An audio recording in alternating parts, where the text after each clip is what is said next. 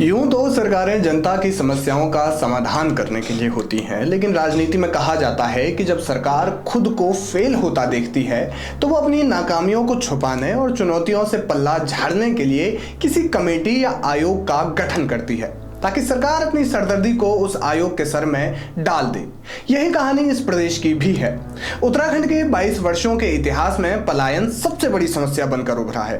पहाड़ों से दिन प्रतिदिन पलायन हो रहा है, जिससे एक के बाद एक गांव खाली हो रहे हैं। इन खाली गांवों को आमतौर पर भूथा गांव भी कहा जाता है। दुर्भाग्य देखिए, पलायन को कम करने के नाम पर सरकार ने करोड़ों रुपए के बैनर्स और पोस्टर्स तो लगाए, लेकिन पलायन के जो मूल कारण थे उस दिशा में कभी काम ही नहीं हुआ। और जब साल 2000 से लेकर 2017 तक के वर्षों में सरकार से पलायन कम करना तो दूर, लेकिन उसकी गति पर रत्ती भर भी फर्क नहीं पड़ा, तो वर्ष 2017 में भाजपा सरकार ने पलायन का समाधान निकालने और सरकार को सुझाव देने के लिए पलायन आयोग का गठन किया। हैरानी की बात यह है कि 2 साल के भीतर पलायन को कम करने के लिए बनाए गए पलायन आयोग ने ही पलायन कर लिया। पलायन आयोग बनने के बाद से पलायन की रिपोर्ट सरकार की पोल खोल रही है। हाल ही में आए पलायन आयोग के आंकड़े और भी ज्यादा चिंताजनक है। आयोग की 2018 की रिपोर्ट के अनुसार 2008 से 2018 तक लगभग 5,02,717 लोगों ने स्थायी और अस्थायी पलायन किया।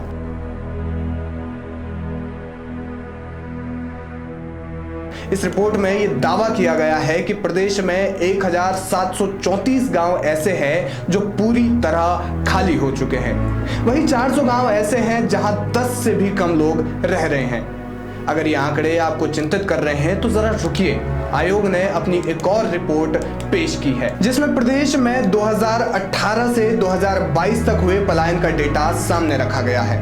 आयोग की 2023 की रिपोर्ट के अनुसार 2018 से 2022 तक सिर्फ 5 वर्षों में ही 3,35,841 लोग पलायन कर चुके हैं। इसमें से 3,07,310 लोगों ने अस्थायी और 28,531 लोगों ने स्थायी पलायन किया है। आयोग की रिपोर्ट कहती है कि पहाड़ों से हर दिन औसतन 230 लोग पलायन कर रहे हैं, यानी एक महीने में 6,900 और एक साल में 83,950।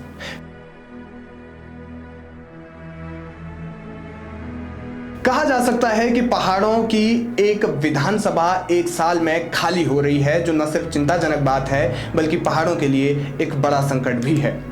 जिस आयोग का गठन सरकार ने सुझाव देने और पलायन की समस्या का ठोस उपाय करने के लिए किया था, उस आयोग के सुझाव पर सरकारों ने कितना अमल किया, इसकी गवाही आयोग द्वारा जारी किए गए आंकड़े चीख चीख कर रहे हैं। अगर सरकार ने आयोग की थोड़ी सी भी सुनी होती तो पहाड़ों की ऐसी दुर्दशा कभी न होती।